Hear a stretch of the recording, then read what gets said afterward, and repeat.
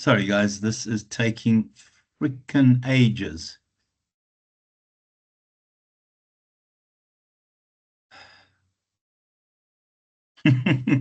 It's taking freaking ages.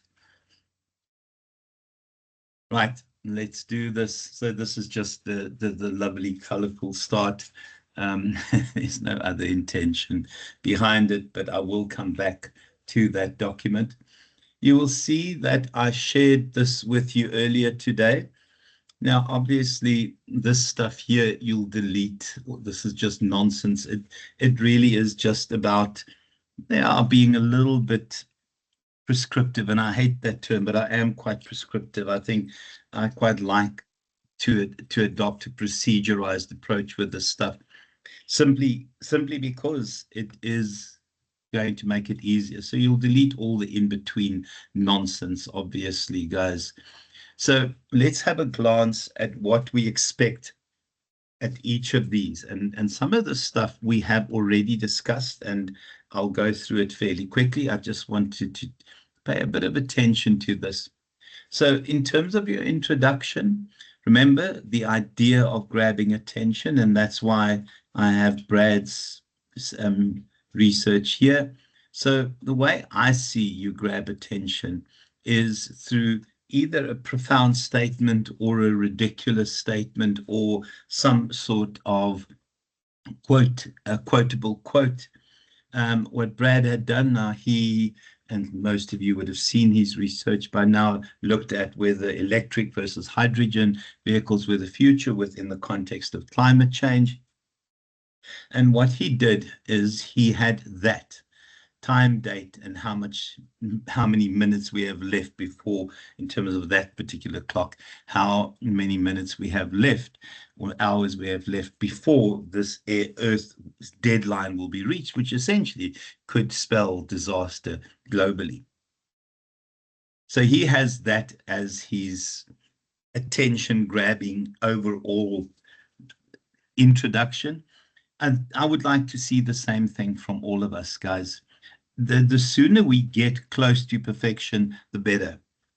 And this is as perfect as it is. So it's based on the metronome clock, talks about the idea of how many hours we have left before this Earth would literally not have the resources to support our population, climate change, and a whole bunch of other things included. Also, the potential of nuclear war included there. So that is very, very much a particular way of grabbing attention. So from there, Brad, he went and he transitioned into his own discussion. So he talks about the idea of, and they are 2020, and it's the climate awareness and climate change awareness, but it's part of it. So he transitioned from his catching, attention-grabbing introduction. No problem. Yeah, Kesh, I'm a lot better. Thank you. From that attention-grabbing opening to the actual topic. So you'll see in terms of what I've shared with you guys here is grab attention. Now, I know this is not the best terminology. Once you've got that overall introduction, that powerful grab attention introduction, you then will transition into your discussion.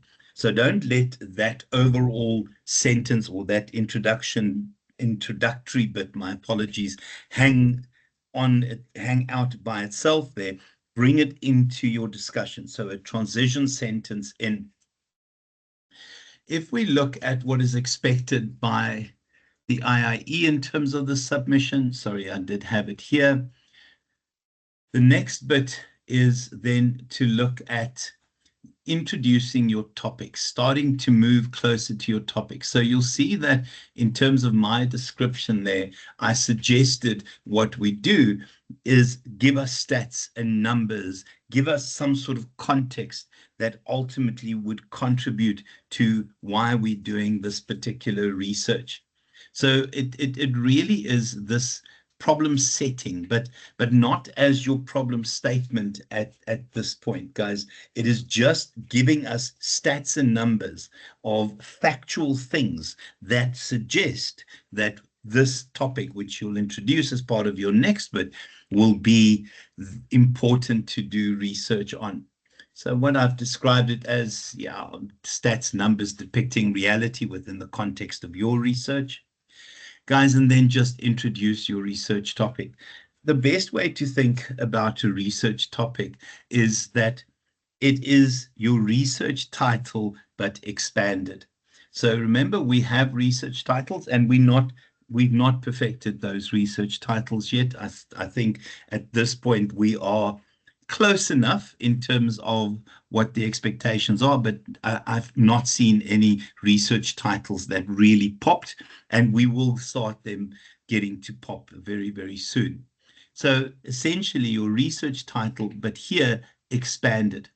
Now, you know, whether it's 4 or 5 lines, but the key thing is that golden thread. Grab attention, transition into your topic, give us the reality around the topic, give us a bit about your research topic, and then give me a roadmap. The roadmap is what your plan is and what the journey is that you will take me on during this particular document. So initially, I will be discussing the paradigm. From there, I will do a literature review, which will be comprised of. Oh, absolutely. Yeah, no, just remember, this is just the introduction, Misha. So we're not worried about stats and numbers at this point. It really is about depicting reality. So stats and numbers are important in terms of depicting reality. So don't worry too much about the qualitative stuff. This side, we won't use stats and numbers when we start doing our analysis, etc. But it is a valid question. But it is to depict the reality. And often the reality is best depicted by giving us some facts around it. And if it's not stats and numbers, that's also fine. But what are the facts? Okay. I don't know if that, okay, you've got it. So your roadmap, so initially I'll do a research paradigm. I will then carry on to complete a literature review, which will be comprised of a theoretical framework, a review of scholarship, and key concepts that need to be understood in order to effectively read this particular document. So it is a roadmap. Now, all of that, the sooner we get this right, guys, the better. I mean, for me, it's yeah, in my mind, if we start getting close to perfection at this point, when we get to your proposal and ultimately your final document, it literally is just copy and paste across. So we want to get pretty close to getting it perfect at this point in time. Okay. Any questions at this stage in terms of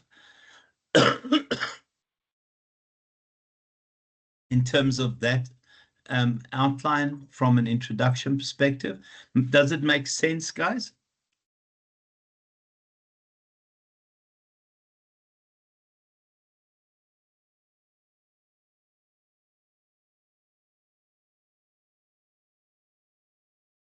I'm sorry, I've got a document open in front of what you guys are typing. Okay, that's perfect. Thank you, guys. Thank you so much. So just to show you what Ariel did, and I know that I default to Ariel's, but this was a 91% or 92% submission, guys, and it really was very, very good. So this is her attention grabbing bit. Okay, so the idea of MTN Momo, the payment app, online payment app, making a comeback, but very cleverly done. So she quotes the newspaper headline and then takes it a step further, then transitions into her topic, and then starts talking about her background. What you'll see in terms of the way that Ariel had done it, she's very good with. I think at this stage, guys, can I come back to that in a second? Okay, can I come back to it in a second? Well, let me answer it. So this is between 3,000 and 4,000 words. Georgia, what we don't want to do is go over that, because the moment we get too far ahead of ourselves, and I'm really bad at this because I tend to not care too much about word count. But remember, I don't mark your final document. We do cross-marking, and the other lecturers will care about it. So we have to be a little bit careful about sticking to our guidelines at this stage. So if you're going to give me a 3,000 word document, I would imagine you will spend, my apologies, you will spend about 1,500 words up to there, and the rest would be your literature review, the other 1,500. I think that would be, oh, yeah. If we're doing a 4,000 word document, I would imagine that you're up to there, maybe a maximum of, oh, 2,500, 3,000, and the rest on your literature review. This will be your biggest discussion, your literature review. Okay. Yeah, they fit into the word count. So I don't know how many words they are, to be honest with you. I suppose I can check. What was Brad's? How do I do a word count here, guys? This is not my thing. Anyone want to help me quickly? I know there's a way. There's a way of doing it. Come on. If you highlight the words you're looking at, Doc, it'll give you the number in the bottom. There's it there, 495 words. Oh, Shibit, thank you. So that's pretty good. So I'm quite happy. Oh, thank you so much, guys. I'm an idiot. My apologies. But that's pretty good, hey? That's pretty decent. Yeah, if you can get it done in 400 words, that should be fine. Okay. But I think you'll get to know what goes where. You'll get a feel for it. The key thing, though, is this transition and including only important bits of information. Sorry, that was a bit clueless on my side, but it's the including only the important bits of information. So 400, I think that's reasonable. Yeah, so what Brad didn't do is he didn't give us a roadmap. But if we look at Ariel's, she definitely gave me a roadmap. So you can see there we go. And then the different sections, the roadmap ahead. Okay. Again, her golden thread was immaculate. And I think I did say to you guys that her English is her third language, but she's impeccable. Also didn't have a management background, had studied other stuff first. So she is impeccable with this stuff. Okay. Any questions on the opening bit? I don't think there's any dramas with that.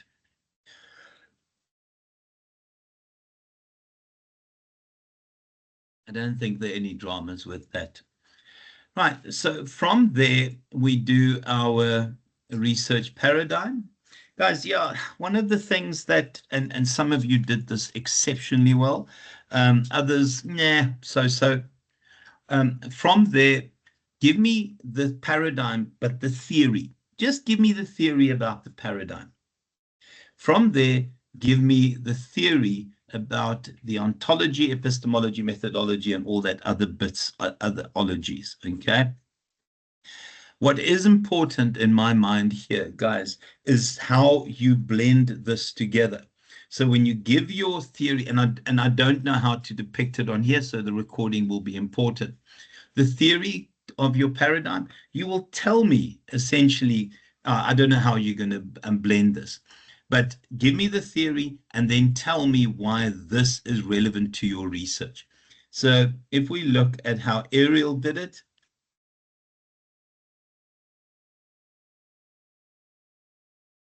and I'm so sorry that I default to Ariel, but yeah, this was pretty impressive, guys. So you'll see, so she did the discussion, but very much blended all the time with why this is relevant. And you can see here, very, very cleverly done, and also significant research that she had put into this. Okay, so make sure you give me the theory, because this paradigm wasn't just created for your research. The theory about the paradigm, theory about those different pieces of information, and then tell me why it is relevant. The theoretical framework, most of you would have your theoretical framework at this point in time. I think I worked on this theoretical framework with a lot of people. Now, your supervisors might have changed. Ours, remember, I sit with a class of 60, which makes it, yeah, quite challenging to get it perfect. But you will have your theoretical framework at this point in time. Now, in terms of your theoretical framework, and I've said this before, guys, if you want to annoy me, is have heading on heading on heading. Okay. For me, you have your heading, and then you tell me what is involved in a literature review. What you then do is you transition to your theoretical framework. You tell me the purpose of a theoretical framework is that it acts as a blueprint to frame your research.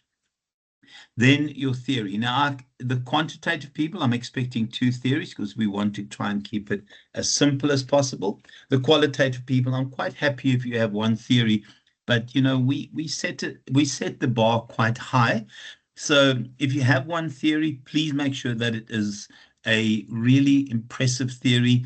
I don't think any of us will allow bloody Maslow. You might get away with a bit of Hertzberg if it's got to do with job satisfaction. Okay. So theory, and this is important as well. You have to describe the theory in its original format. And when I say in this original format, I mean you actually will reference the people who postulated, who suggested, who created the theory, who first introduced the theory. So the first part is the theory in its original format. You will not write part A, B, and C. That is just silly. You don't need to do that. So the theory in its original format, referencing the people who had suggested the theory, who had created the theory, whose research had led to the theory. From there, you'll tell me what the updated views on the theory are. So you'll find, and one of my students from Durban North asked this, the updated views are unlikely to be by the original theorists. You'll find other people would have written on it. But, if the original theorist did additional research and updated it, that's absolutely fine as well. But the updated views on that theory, please, when you do updated views, please integrate a number of sources in that discussion. I think 1 or 2 of you might have got feedback from me saying that if you keep using the same reference throughout, it is a summary, it is not a critical discussion. Here, having a critical discussion is significantly important.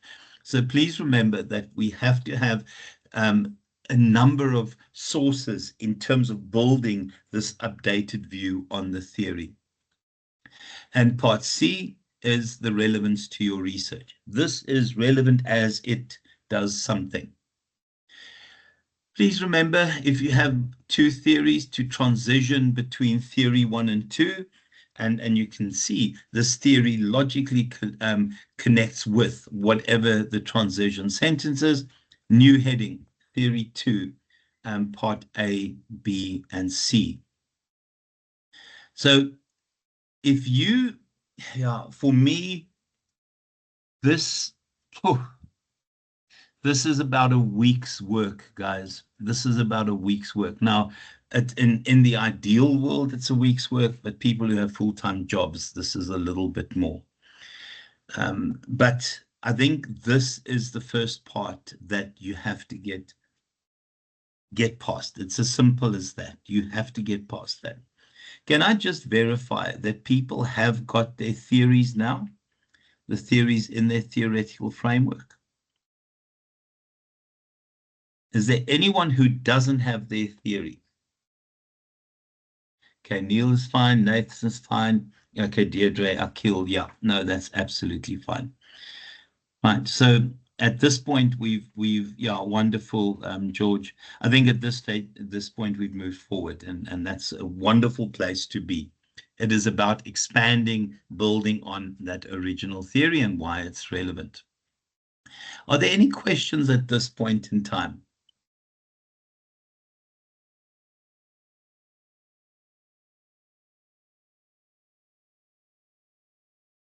Okay, Monley. Sure. I would love to tell you to stay behind. If we finish a bit early, can you and I quickly have a glance at them? Okay, boy. No, Monday, do me a favor. Send me a WhatsApp with your topic, with your title, and with the theories that you have. Okay, I'll have a glance at that. Okay, Monday, who is your supervisor? You can also let me know that in the message. Okay, Boyo? Will do, Doc. Thanks. No problem, man. No problem whatsoever. Right. So in terms of my slides, and you've seen these slides, they, yeah, are very procedurized. I think we know that at this point in time, this is how we do it. There is your introduction, okay, essentially to tell us, grab your attention. Yeah, this talks about a strong opening hook. For me, that's that profound statement, the start of the discussion. And I honestly think, guys, if you have a wonderful introduction, it makes the rest a lot easier. I also think that that idea of first perceptions, because when we cross mark other people's papers, you must remember that the other supervisors hadn't seen anything from your side. So we want to impress them early in terms of that sort of first impression. And that is where we do this. Okay, and you can see the problem that you want to resolve. But remember also, just give us factual information around that. Okay, so there is the rubric, the selected paradigm. Okay, so in terms of the paradigms, yeah, please have a look at this. So the theory is there, guys. In terms of ontology, what is reality? Now, essentially, for us, reality is, as a quantitative person, stuff that we can verify through numbers and stats and experimentation and repeated results being similar. As a qualitative person, then obviously we look at it from the perspective of that perception is reality. So when you are a qualitative researcher, perception is reality. When you do it quantitative, what we can prove, that is reality. It's a scientific fact. We consider that reality. And then the second one, what counts as knowledge. So if you are a quantitative person, knowledge is what we can prove scientifically. It is something that can be verified. It is essentially a rule that applies to the universe. Qualitative knowledge is appreciating other people's points of view. And then the value in terms of quantitative, no value. It is objective completely. However, from a qualitative perspective, because we do interpretation around our findings, there is some of our own values that we have to account for in terms of our research. And then also, what is reasoning? Yeah, in terms of logic, or what is reasoning, I think in terms of what we're doing here, reasoning is the relationship between independent and dependent variables, how we argue. And remember, we try and prove theories when we're doing quantitative research within the context of whatever we're doing our research in. In terms of a qualitative approach, logic is our sort of generalized summary that we ultimately, when you do your PhD qualitatively, will create this theory about the world, the P, the philosophy in your research. I don't mind which ones of these you can use, guys. Those, I quite like this slide, okay? But I've given enough information for you to work on. I think the bit of feedback that I saw, and some of my students were immaculate in terms of those discussions. In fact, I had really good submissions. Just make it easy on yourself. Get the theory right, and then apply it and tell us why it's relevant and appropriate in terms of your research.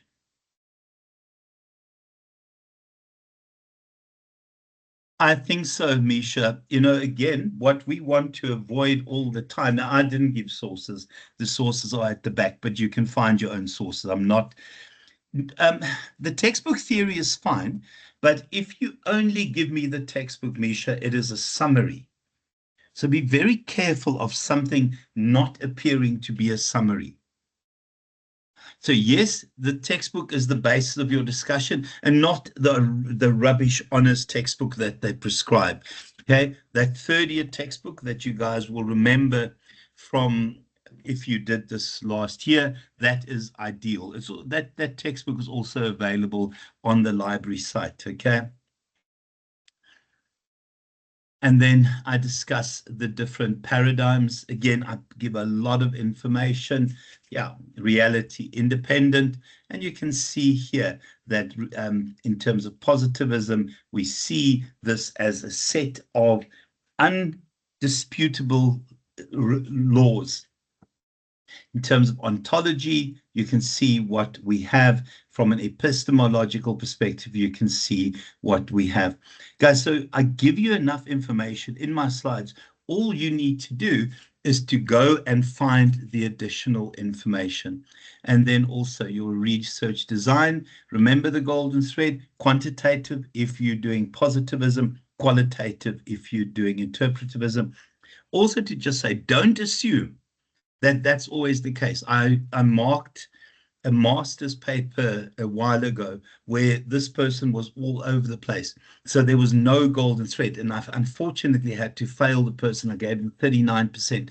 So please get this right now. We've got to get the language, etc., right from the start.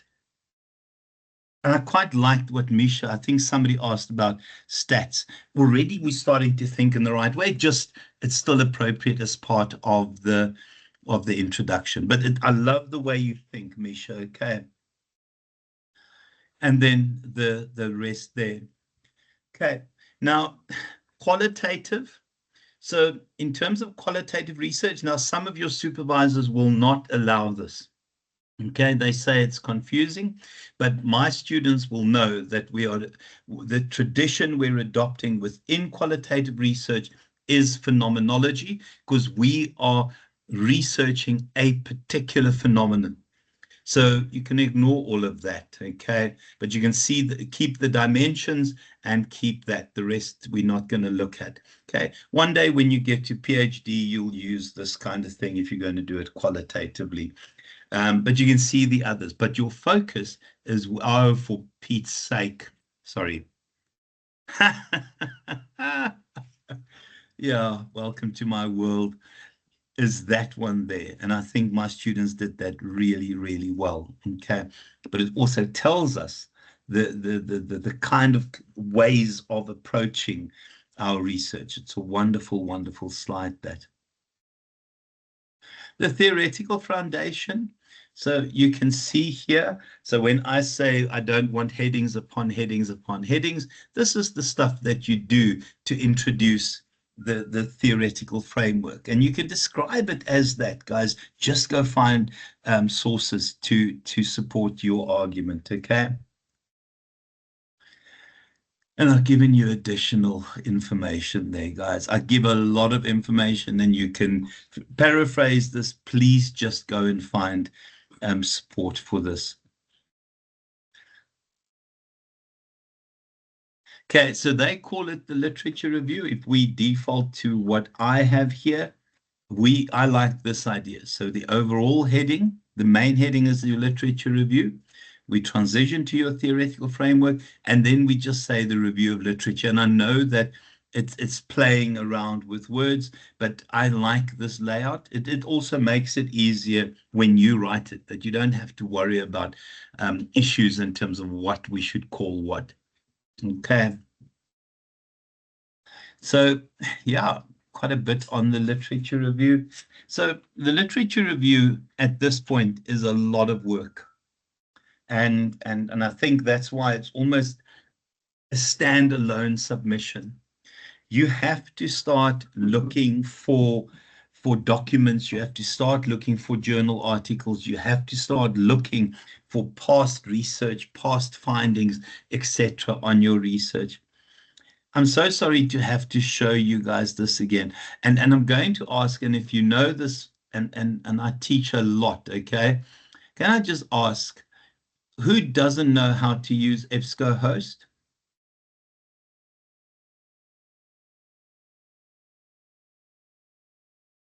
You guys also know that in EBSCOhost, you have to refine it, hey?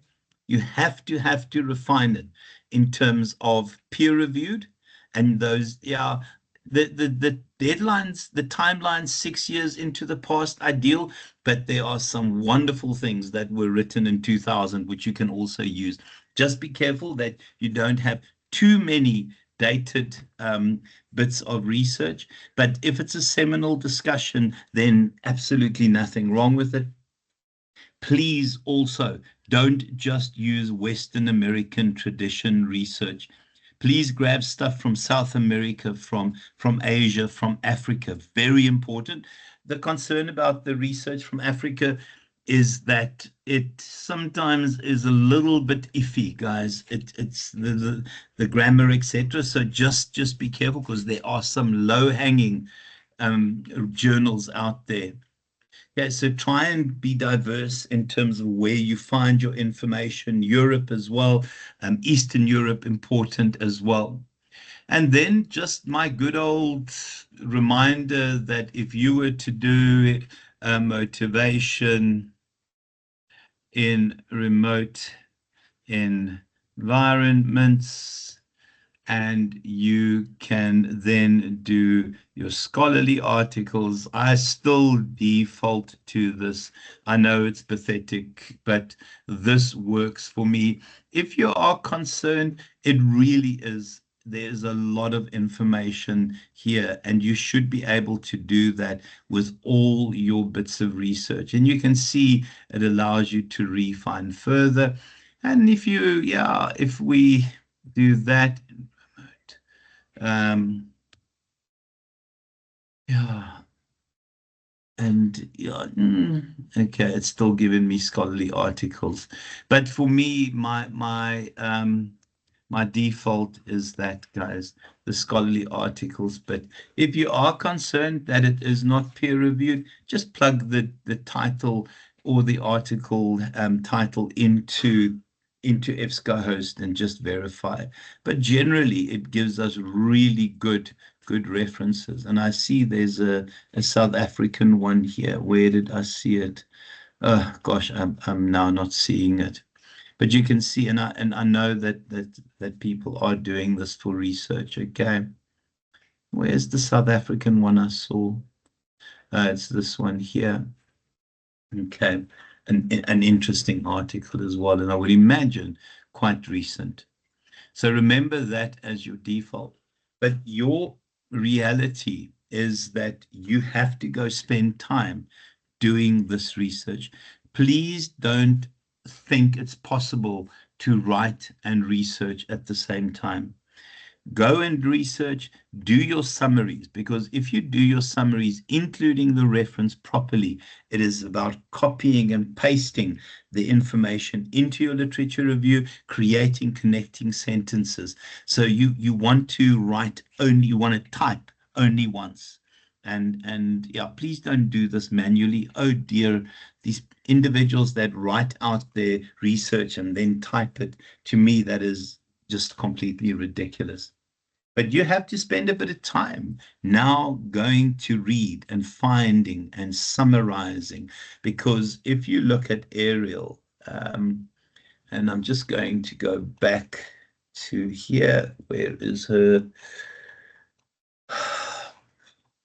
If you look at her discussions, this is a young woman who had spent a lot of time and spend a lot of time reading a lot of articles and then building arguments coherently, tying those together, things that logically build on each other, where they contradict each other, they mention it as well. And it's about argumentation, and it's about critical thinking at this point, guys. And you'll see the more you read, these themes will emerge. So please don't, and this was a question from my Durban North group, is should you use the themes that we put into our concept document? Do not use those themes because those are forced themes. If some of the themes overlap, wonderful, but we forced those themes. Themes should emerge from your research.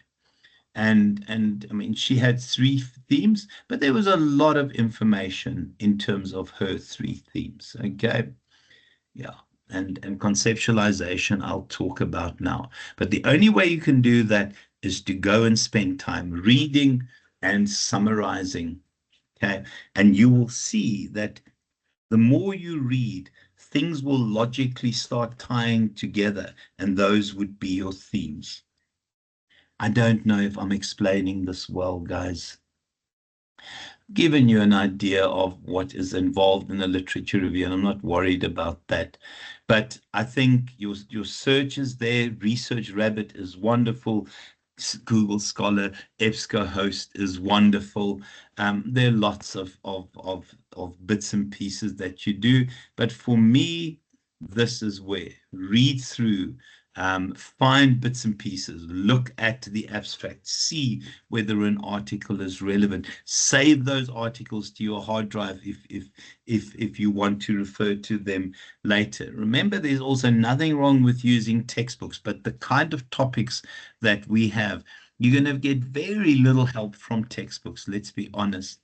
But you can see there, guys, for me, once you read, it's about summarizing and referencing, because you want to be able to copy just from your summaries directly into your discussions and then create those connecting sentences. Yeah, I think we know to keep your bibliographic records and then know when to stop. Okay. Yeah, and you might find that when you start writing, you might feel that you haven't got enough information on a particular theme. Then it's okay to go research more and read and write at the same time. But if you're going to try and write and research at the same time, it doesn't work. Do your summaries, copy those summaries. If you feel that you're a little bit light on a particular theme, go and look for information then. Yeah, I don't know whether those are any good, to be honest with you. And then, yeah, your conceptualization. Remember, these are those key definitions plus explanations as to the concepts the reader has to understand, has to appreciate in order to effectively work through this document. So if we look at Ariel, she doesn't have too many. I thought it was a little bit light in terms of her conceptualization, but she also went a little bit overboard in her description, and so definition and description. Please also, can I ask, guys, please make sure that you use peer-reviewed academic sources for your definitions. Yeah, I was listening to my 3rd years today use Investopedia. Any pedia is inappropriate, okay? There isn't a pedia that you're allowed to use, in particular, bloody Investopedia. And if I see indeed from one person, I will find you and I'll tase you, or I'll get someone to tase you who lives near you, okay? I'm aggressive, guys. You need to report me immediately. And then Brad, let's look at his conceptualization. Oh, Georgia, I don't know. Mind you, I've got friends in Canada, so don't be too self-assured over there. You can see his conceptualization. I think he's a little bit better than hers. Okay.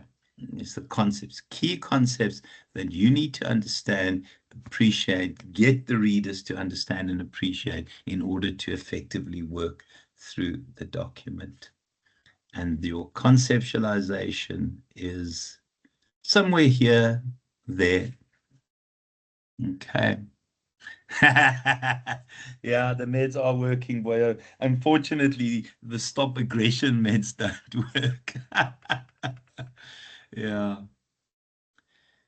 And then your conclusion. Remember, a document has one introduction and one conclusion. I can't remember. Yeah, so if you look here, so you'll give your definition, and then you'll give, oh, no, I don't like aerials that much. My apologies. You'll give your definition, and then you'll simply, from there, describe it in relation to your research. So give the formal definition, and then just give us a bit of a description in terms of your own research. Okay. If you don't want to do this, at least give me the definition, but it's almost making sense of that definition in your own research. And maybe that's a better way to describe it. Okay, I don't know if that answers your question, Misha.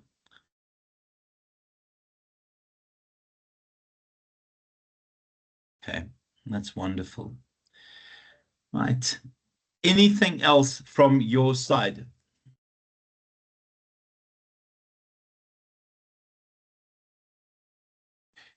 Tanya, I'll find out why you guys haven't got that back.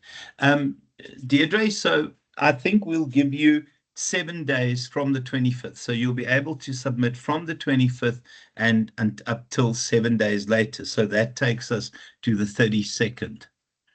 Okay, or whatever the date is. Okay.